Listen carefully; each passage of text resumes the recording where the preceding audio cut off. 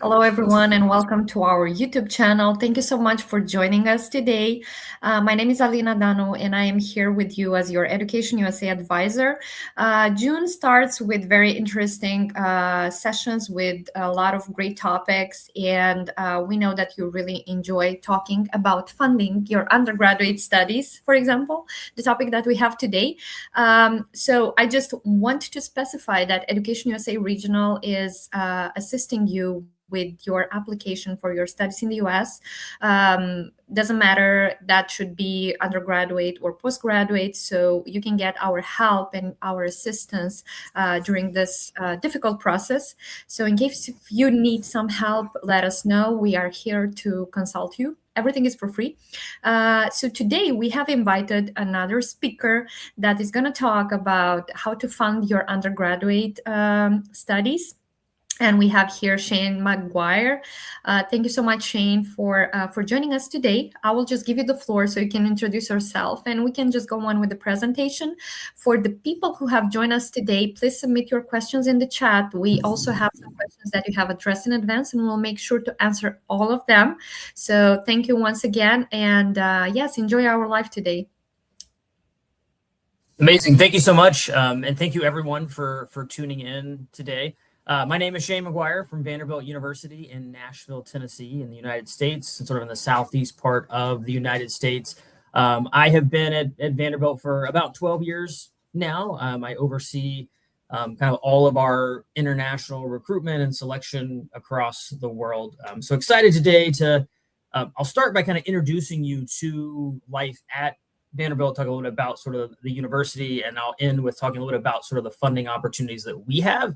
And then I'll also talk a little bit broadly about sort of the funding opportunities that are out there, as I know that can be a big deciding factor as you're looking at institutions.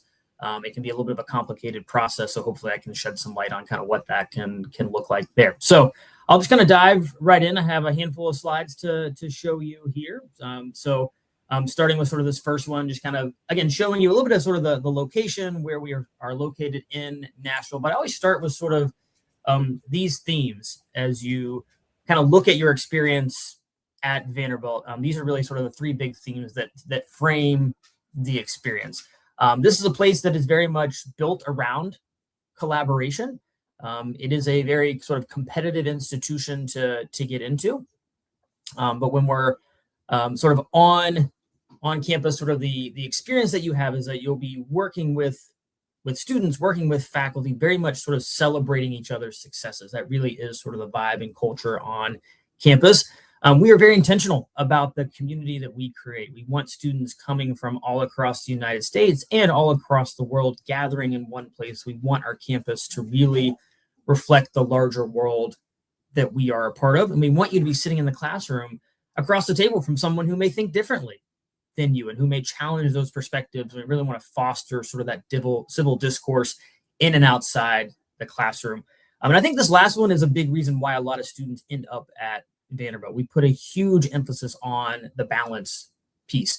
Yes, this is a place that will challenge you academically, that will push you outside of your comfort zone a little bit. And I think you might want that in that academic experience, but we also want you to find that sense of community, that sense of belonging while you're there. And I think our students do a really nice job of finding both of those during that experience.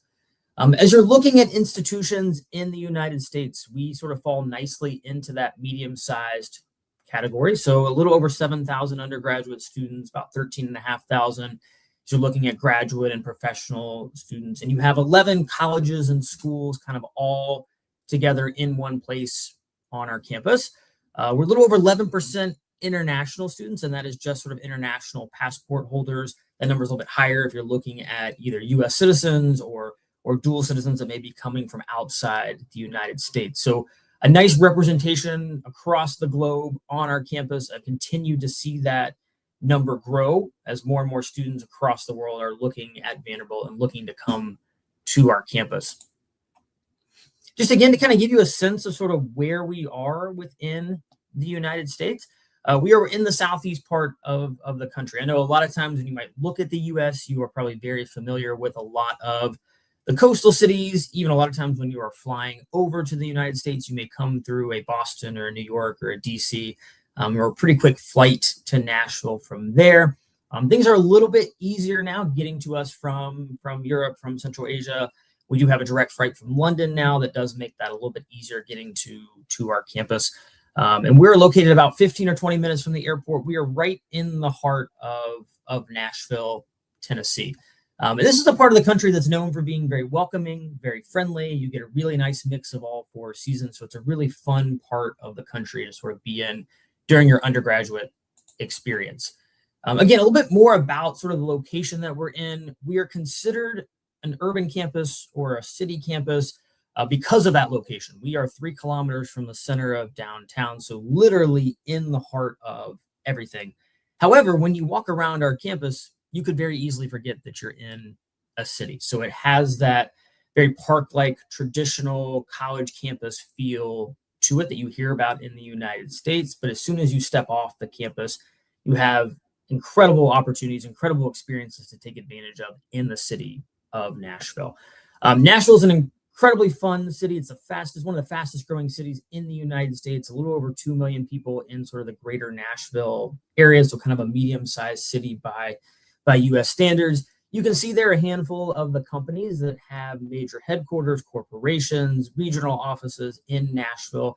It continues to grow in industries around finance, entrepreneurship, engineering, healthcare, education, law, which provides our students a lot of incredible professional development opportunities. And that's something that about 3/4 of our students will do, getting out and getting that professional experience in the workplace.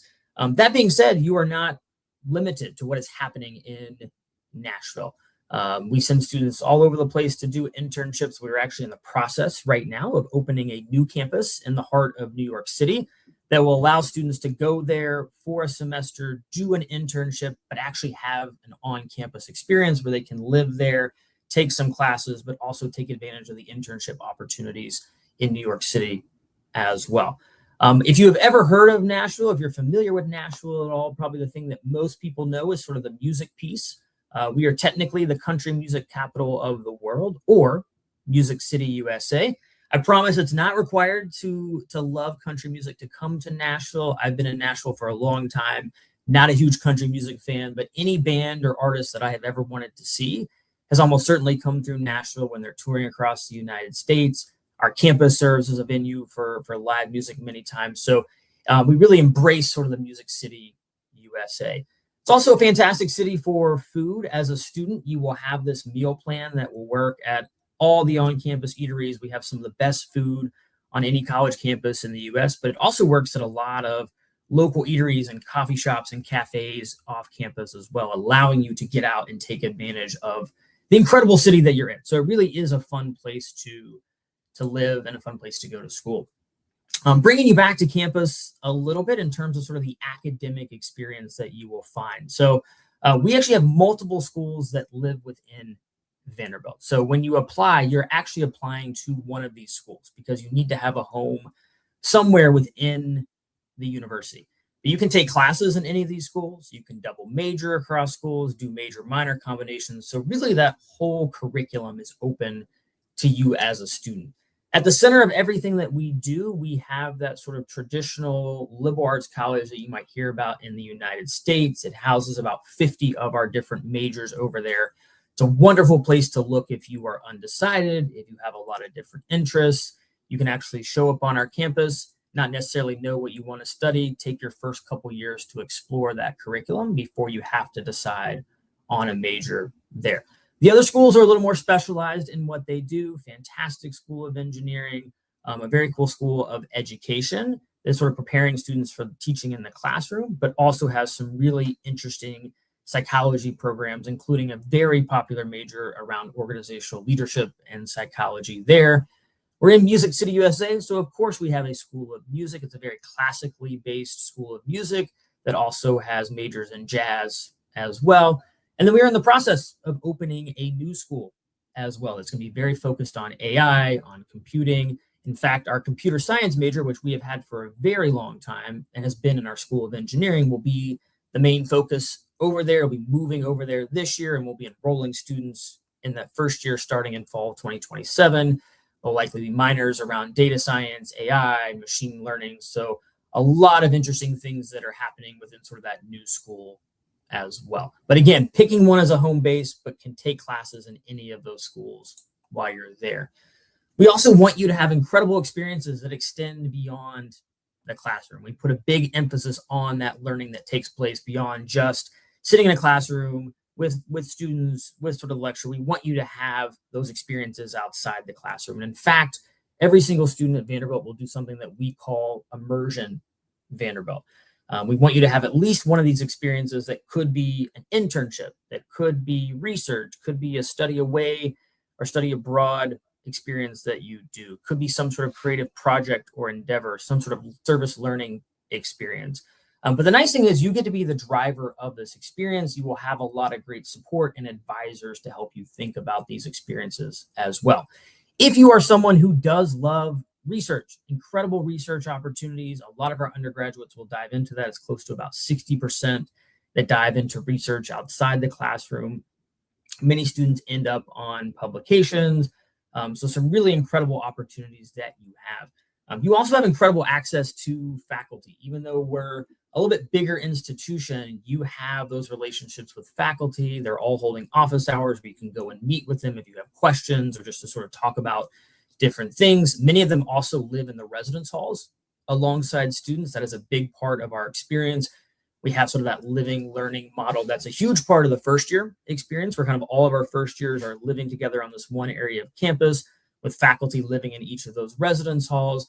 We are now in the process of making that a big part of sort of the 4-year experience as we're opening upper class residential colleges that also have faculty living alongside students. So a great way to interact with those folks beyond just sort of that traditional classroom setting. I mentioned on that first slide sort of the balance that you have. Again, finding your place in the community, finding sort of that sense of belonging is a big part of your experience. So many different organizations to plug into.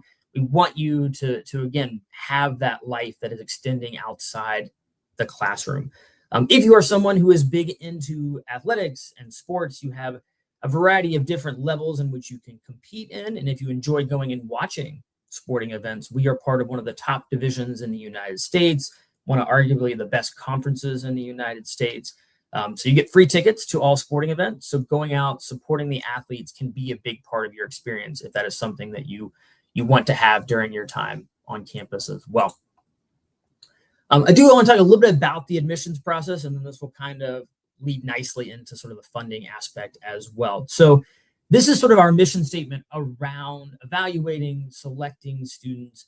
We are very fortunate to have a lot of students that look at Vanderbilt. It's an incredibly competitive pool, but we want to make sure that every application gets the dignity and respect and the time and attention that it deserves. You're putting a lot of time and energy into this application.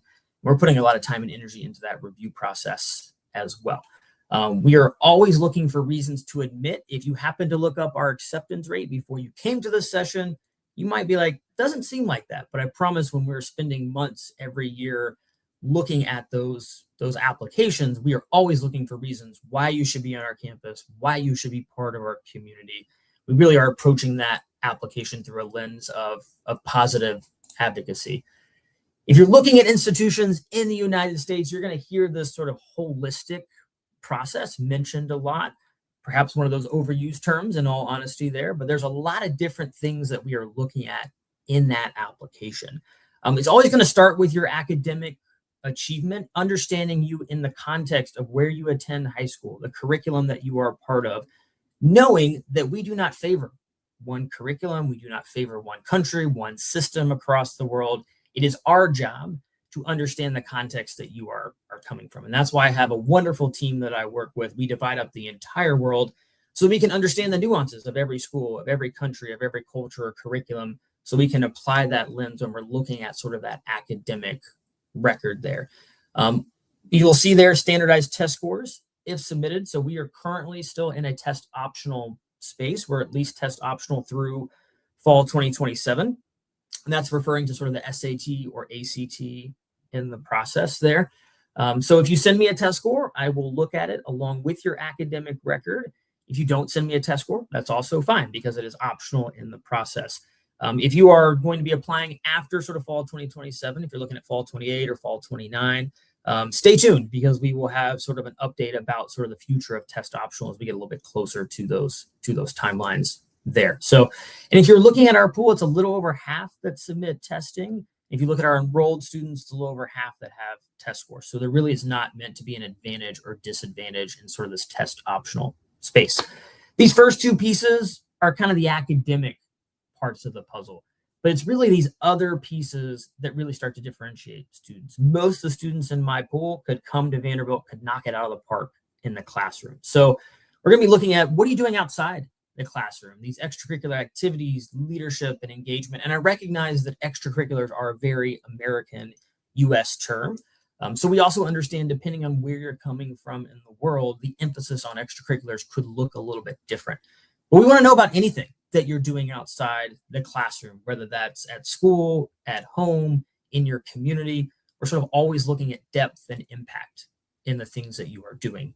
We're asking a number of people to write on your behalf. So we're going to ask for a letter of recommendation from a school counselor, if your school has one. If not, could be another school official, could be a principal, could be someone that sort of oversees sort of your academic experience or the curriculum at your school.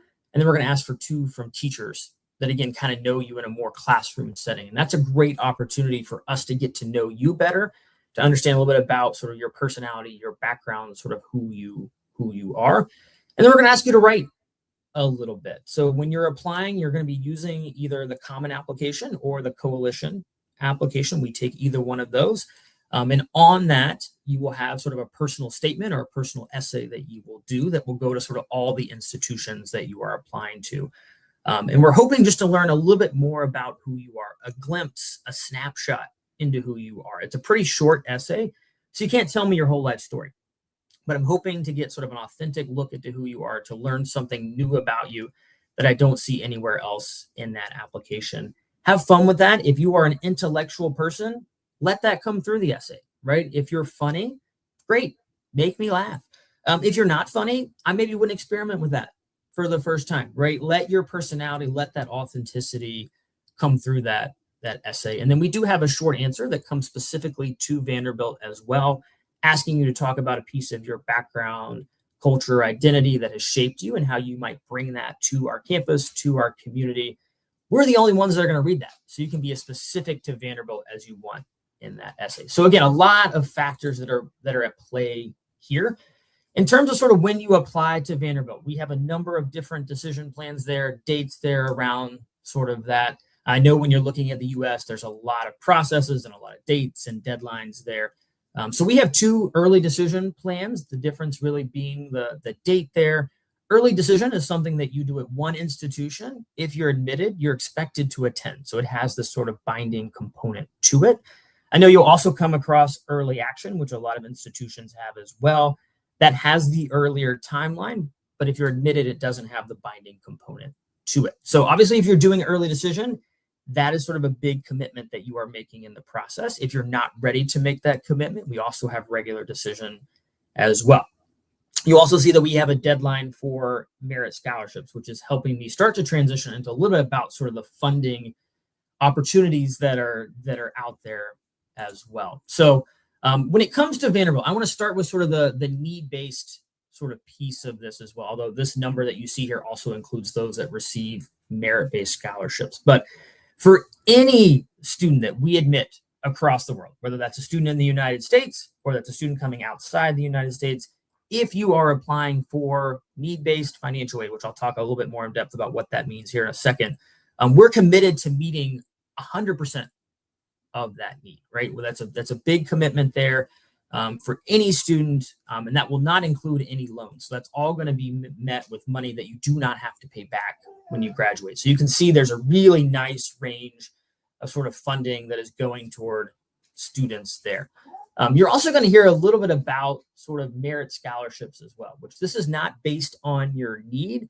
This is sort of evaluating whether it be a talent piece or an essay or an academic record or a combination of all of that.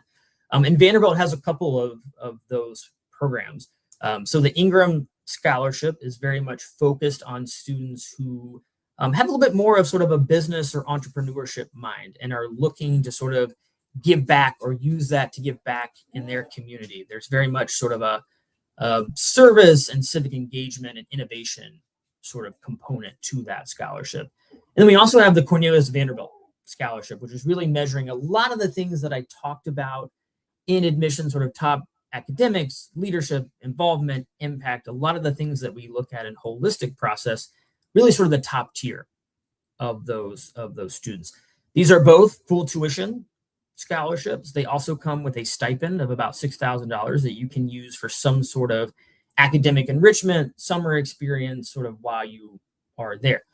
The piece here, though, is also if you have need that is above what the scholarship covers, we are also committed to meeting that as well. So we might have some students who are just getting this merit-based scholarship that's funding a good portion of that, but if you had need that extends beyond that, we would also come in with sort of the need-based financial aid, again, to meet 100% of whatever need you might have.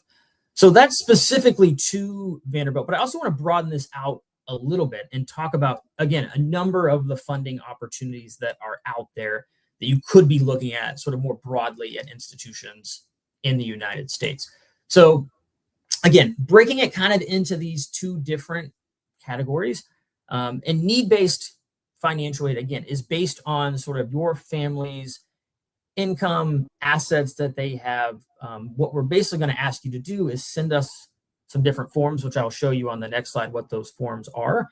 We're going to have our financial aid office sort of evaluate your circumstances, evaluate that context, and basically determine what can you contribute to your education. And that could be part of it, that could be half of it, that could be most of it, or that could be none of it. And again, we fund students at all different levels because, again, going back to sort of our commitment to creating a campus that represents the larger world that we live in, we want students from all different incomes and assets and socioeconomic statuses sort of represented on our campus. But basically, we determine what can you contribute to your education. We're going to be looking at that total cost of attendance. So when we're evaluating that, we're not just looking at tuition, but we're like, what does it actually cost for you to be on our campus for a given year? So that's going to be including your housing, right? Where are you sleeping? Where are you hanging out? Where are you living? Your food, your books, your transportation to and from campus, knowing that, if you're coming from someplace in the US, that's a little bit cheaper and easier than if you're coming from outside the US. But we're thinking about that total cost to get you to campus, thinking about student health insurance, looking at sort of all these different things. We're looking at that total cost. If there is a difference there, that is where sort of the need-based financial aid will come in. And again, there's a lot of institutions that will meet part of that sort of need. There's a lot of institutions that will also, meet 100% of your need, but they might include a mix of grants or an on-campus job or a loan to do that. And then there's a handful of institutions, not a huge number, but a handful that will meet 100% of that need with no loans. And that's sort of the category that Vanderbilt falls in there.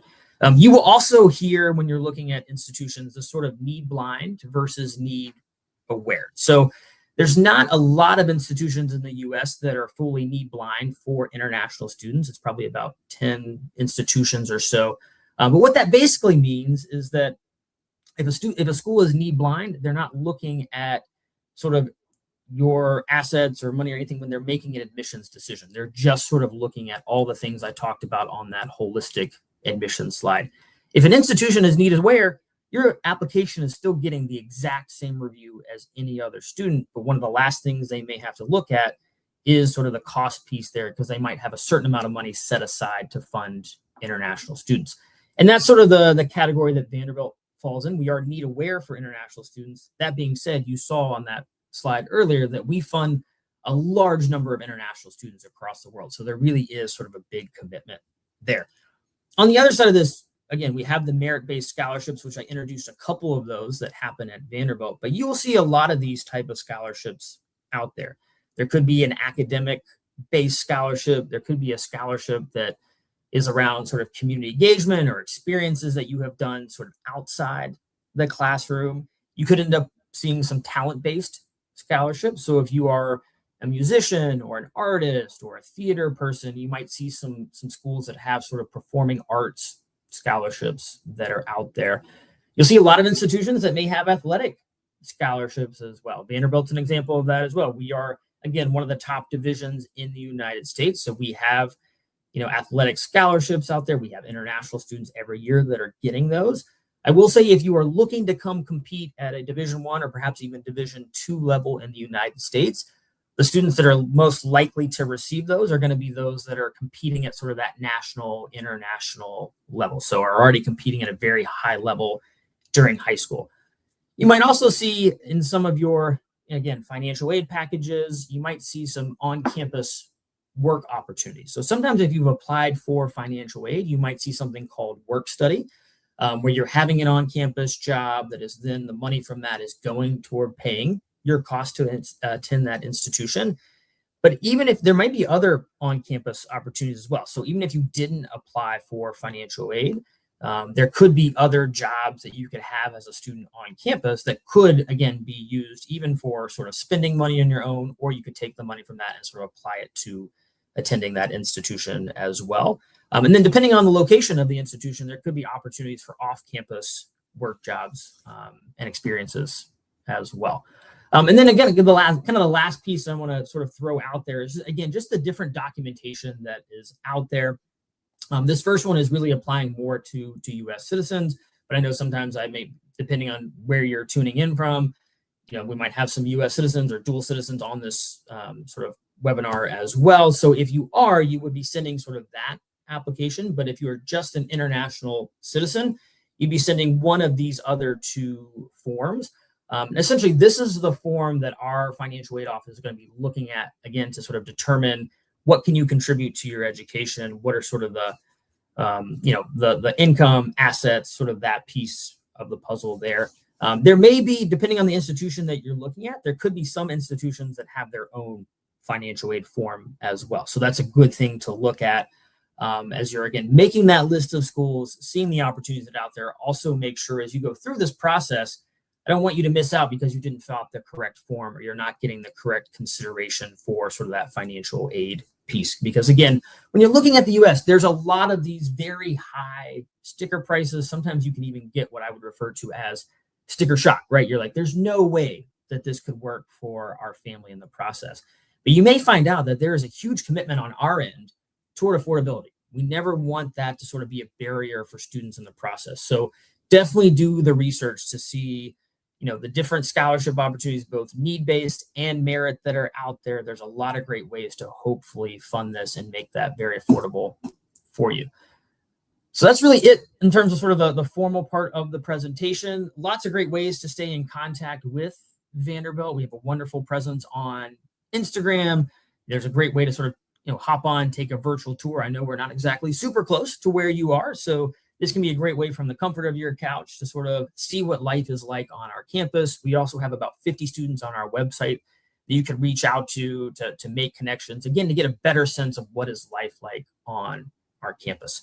So I will stop there, and I will stop, I think, sharing as well. Thank you. I will set up questions. Thank you very much. Awesome. Not so many questions, by the way, in the chat. So please, everyone who is live with us now, please submit them. We will still answer those whom we got in advance. So one of the first questions was, what does meeting 100% of demonstrated need actually look like if Vanderbilt calculates that a family can pay $30,000, but the family feels they can only pay $10,000? How does Vanderbilt handle appeals from international families?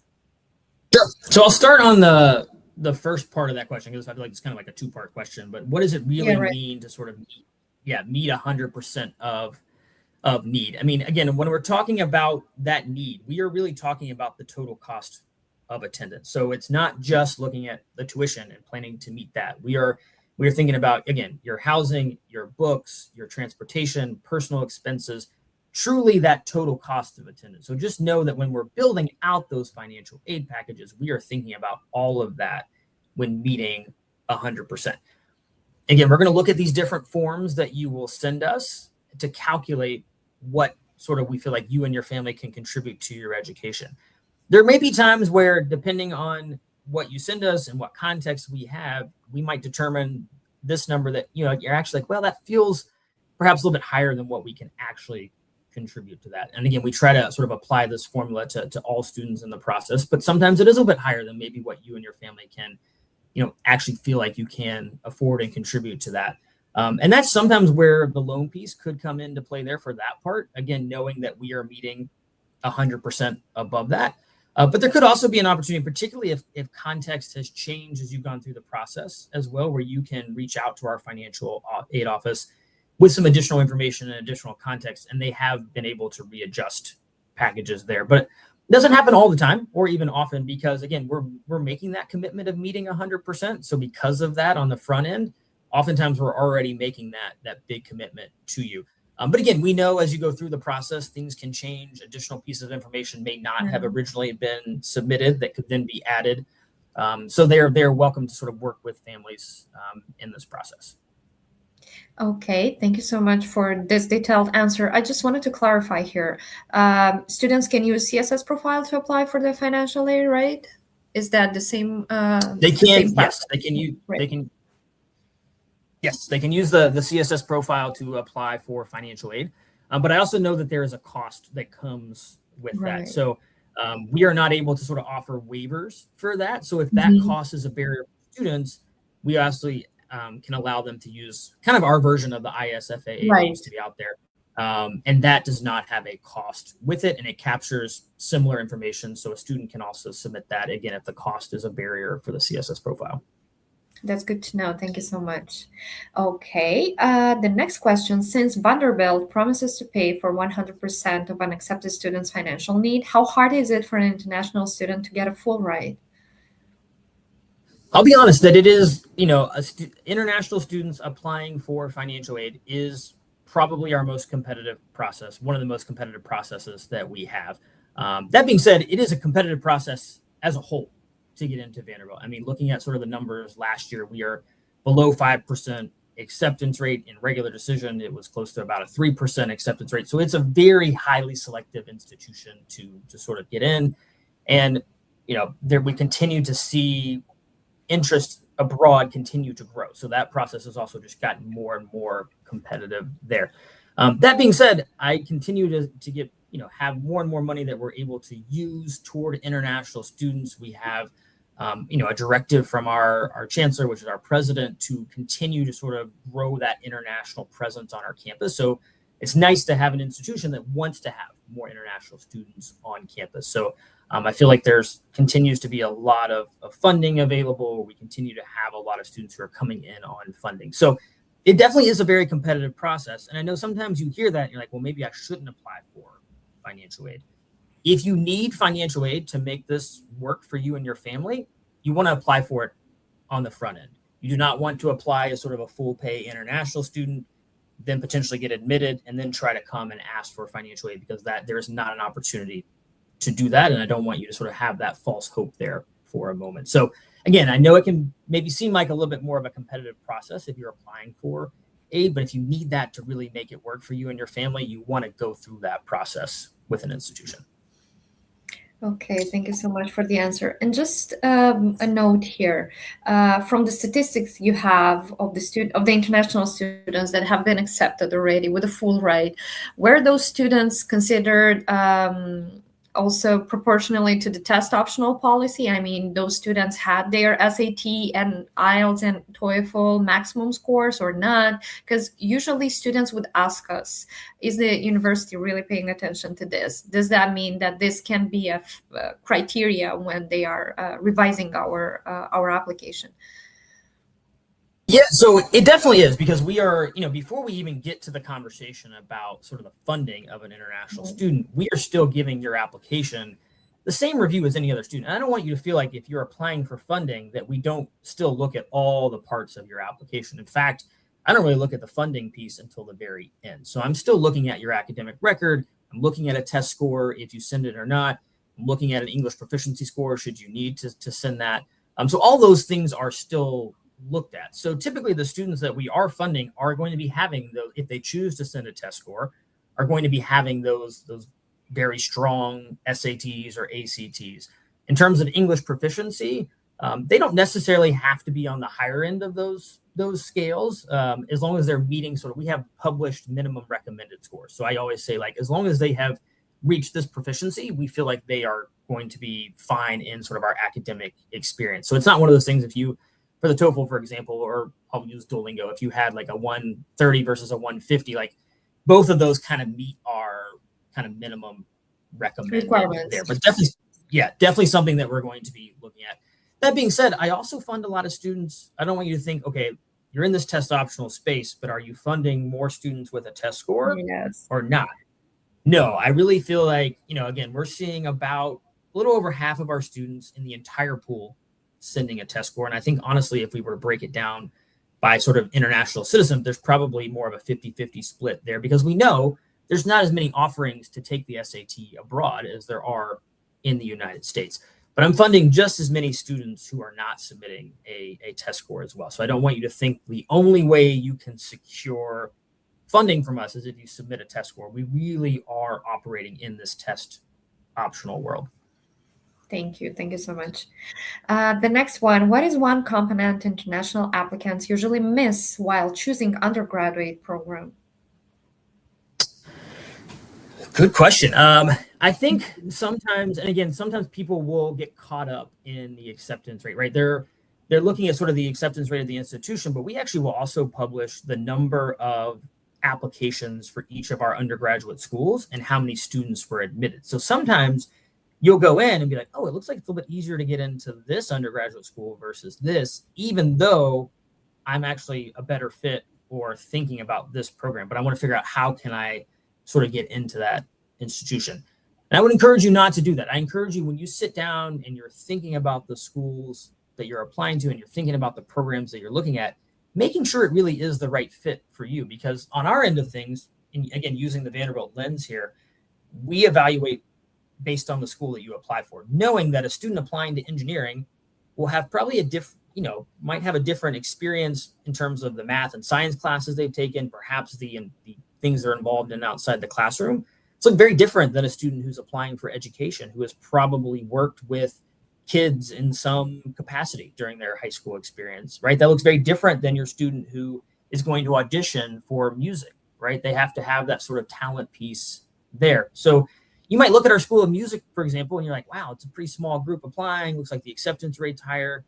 But if you sing like me, you're not getting in, right? So you've got to have, the talent component piece there as well. So again, think about when you're applying to schools, when you're applying to programs, based on what you know at the time of application, knowing that when you get to the US, a lot of institutions, you can change your mind. And that's okay. We want you to have that academic freedom, but what is going to be the best fit for you at the time of application, and make sure that is really driving where you apply. Thank you. Thank you so much. I think that's one of the answer that we also would give to our students, the best fit. And I think they're sick about this term, the best fit from us. But yes, I was going to say, by the time you're done with this process, fit and holistic are probably two words you're going to never want to hear again when you're done. Right. But I agree. I agree. Okay, the next question. I want help with applying to an American community college. What are the requirements for students from Tajikistan? Do I need SAT, TOEFL? I'm not sure if you are the best fit to answer to the question, because your school is a regular one, but from your experience, I can also add from mine in case if needed. Yeah, I was going to say, I don't have a lot of specifics, and again, it may even differ among community colleges in terms of what they're going to require and ask. I mean, I feel like that's kind of one thing I think as you're looking just broadly at the US, you're going to see, different schools are going to have different requirements, even within sort of like, the realm of schools similar to Vanderbilt, there might be different requirements. I mean, some folks have returned to requiring testing for every student. Others are still remaining test optional around SAT. Some might have ways where you don't have to submit an English proficiency because you meet their English requirement in some other way. And in fact, we even have that where if English is your primary language of instruction, or if you choose to submit an SAT or ACT, there's a certain subscore for each of those that could actually take the place of an English exam. So, but not every institution has that same policy. So I imagine even in community colleges that's probably different even among the different community colleges that are out there, but you might have a better lens on that than I have. Yes. Yeah, I totally agree. And I subscribe to everything that you have mentioned earlier. I think for this question, you definitely should sign up with to a consultation with us. I am here promoting our services. But yeah, sometimes for community colleges, you wouldn't even need an SAT or a TOEFL because they can, as Shane said, they can train you on campus in case if you are already a good fit for them, considering the application that you already would give them. But yes, in order to give you a more specific advice on this, it's going to be very good if you can just let us know if you are available for a consultation. We can just give you more details on that. Okay, the next question: are there any resources, websites to find financial aid from U.S. universities, colleges for international students? You can maybe share yours. I can share mine. Yeah, I was gonna say, I mean, I know there's a lot of like search engines that you can use out there that can kind of be help guide you in terms of that, because I know there's, in addition to, so there's a lot of what I've been talking about today from like the financial aid scholarship has been more institutional level. So again, as you're looking at in creating your list of institutions, figuring out what are they able to offer you in terms of merit scholarships, do they offer need-based financial aid, are they meeting 100%? But that's kind of all at the institutional level. But there's a lot of great websites, and you probably have better insight in that on kind of what's available to your students. But in terms of sometimes there's websites where you can search for sort of governmental scholarships, depending on the country that you're coming from. There could be funding opportunities in your home country that is helping fund an opportunity to go to higher education, to do university. But there's also sometimes these like third party or community level or other scholarship programs that are out there where you might be able to secure that funding and then apply that to your university experience. So there's a lot of great engine. Again, I feel like this is where your services and guidance is probably going to be super helpful to these students. Yes, I agree. I agree. Yeah, we do have a bunch of resources for that and websites. And one of that can be also educationusa.gov. There are also a lot of scholarships that the students can apply to. And of course, the exchange programs that Shane also have mentioned are also a way. The thing with exchange programs is they are not lasting for so long, like a regular school in the US. So here again, you would need a consultation in order to get our advice on everything and the resources, the links to the website specifically. Thank you. The next question: what are the most effective strategies for international students to maximize their chances of receiving need-based or merit-based financial aid from U.S. universities? So again, we've talked a lot about the things that we evaluate here. And again, I want you to feel like before the money conversation even happens for international students, it's still getting the same review, right? And the ones that we are really talking about for our merit scholarships or for funding in need-based are because they have really risen to the top of the pool because of all these things we evaluate in the admissions process. So my best advice to you is to really advocate for yourself in this application, right? The US application requires you to talk about yourself a lot, which I know can sometimes be very uncomfortable. You're like, I'm not used to talking about myself. I don't like talking about myself. But the extracurricular chart is an opportunity for you to really brag on yourself. And it should really feel like that. You're like, wow, I'm talking about my accomplishments, my achievements, my impacts, the things I am doing. It feels like I'm talking about myself a lot. It's because we're asking you to do that. So please don't feel like on our end, we're like, oh my gosh, the student thinks they're like, running the world. We want to know all these things that you are doing. So don't hold it back there on these essays. Again, they're short. So sometimes you're like, I can put these off. It's going to be fine. But it's just a different type of writing than you have often done in high school because you are sharing a piece of your personality, your background. And I'll be honest with you, I'd probably rather write a research paper because I know how to do that. There's a formula to that as opposed to picking something to share about myself because that's just a little bit different. So giving yourself some time and thinking about how you're crafting the story in that application, knowing, all right, I've got a personal essay to talk about something. I've got this additional information section where I could, if there's any context that I want to include that doesn't fit anywhere else, I have a spot to do that. I have this short answer that's going just to the school. What can I talk about differently? So you're all multifaceted, multidimensional people. So figure out, how do I tell that story? How do I put my best foot forward in that application? those are the best applications that I read. When I get to the end of it and I'm like, I know exactly who that student is. I know what they're passionate about. I know what they're interested in.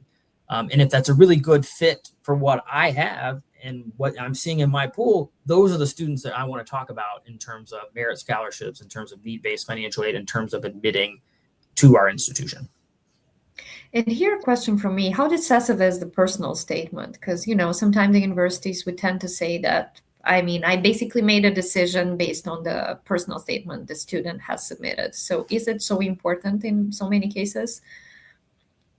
It definitely is important because, again, think about there's sometimes not that many things that are differentiating, right? A lot of the academic piece is sort of bringing you into the conversation. So it is really these, the extracurriculars, the essays, and the recommendations that really start to make that differentiation. So I feel like, that the personal statement can certainly be very important. I mean, I think, for a couple of reasons. One, we're getting to hear how you communicate, right? And you're going to be writing a lot, you're going to be talking a lot on our campus. And so this is a chance for us to get a glimpse on sort of how you're communicating effectively through a piece of writing. But again, this is also one of the few parts in the application where I really get to hear from you directly, right? There aren't that many spaces where I'm hearing a ton about you, but this essay is all about you.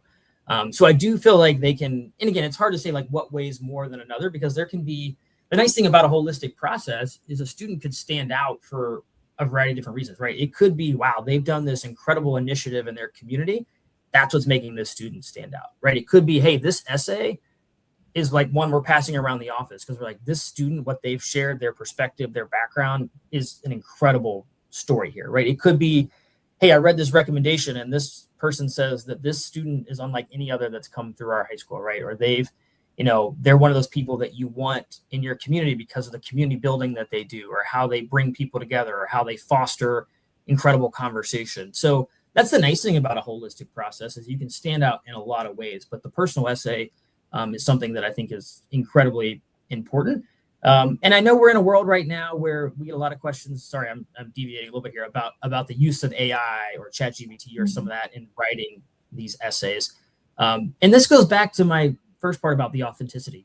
Like, again, this should be your work. If you use, again, we're not shying away from the technology that's out there, right? These resources can be a great thing to help you brainstorm, to help you organize your thoughts. But I will tell you that AI is not going to replace your voice, right? And I've read a lot of essays that have been put through a ChatGPT, and I get to the end of the essay and I'm like, this is well written, it's well constructed, but I didn't learn anything about the student. It misses the voice, it misses the personalization. So I really feel like in order to really communicate who you are, the authenticity, this being your work, will go a long way in those personal essays. Thank you so much. The next question that we got in the chat: does the music program in Vanderbilt include courses in songwriting, music production, or music technology, or is it only based on one specific branch? No, good question. So the primary focus is going to be on performance. That's what the school is most known for, but also the composition piece as well. Those are really, and that exists both in the classical space, performance, composition, but also jazz has a performance and a composition piece as well. So it's going to be more of the performance and the songwriting piece here. But because of the location, while not necessarily as much in the classroom setting, we sometimes have students who are getting into the production side of things, or the tech side of things, or even the music business side of things through some of the internships that they are doing. So, and again, depending on the program you're looking for, again, this is going to be more performance, sort of composition based. But I would encourage you, if you haven't already, to go on that Blair School of Music website, as it does outline pretty directly sort of all the different opportunities that you would have. Thank you very much. The last question in the chat: which colleges are going to be represented in New York Vanderbilt campus? Good question. So I believe that is going to be starting mostly with the College of Arts and Science will be sort of the primary in terms of sort of the classes that are being taught there. And then as part of our education school, not so much the teaching and learning half, but the HOD half, which is kind of this organizational leadership major that I was sort of talking about. That's very popular over there. I think students that are in kind of those different areas will have the opportunities to do the internships and sort of the classroom experience in New York. This is just launching for the first time this fall, so it is possible as that campus continues to get more established, there may be more opportunities for sort of students across the board there. But I think those are kind of the two primary schools and areas that are going to be starting on that campus. But I encourage you again, and that's something that you're doing once you're here at Vanderbilt. So it's sort of a study away option that you would have. So again, it's likely that things will continue to change there as kind of these new campuses that we have are kind of evolving and changing all the time. Thank you so much. One more question in the chat. Do you recommend study international relation? I think that's a very general question, but maybe you can just say a bit about the major if you have this program, if you have that available at your institution. So I know there are some schools that will have like an international like relations major or very specific in that. And Vanderbilt doesn't necessarily have an international relations major. We have a lot of classes or areas within majors that have an international focus, whether that might be within public policy or political science that might have some international courses focus there.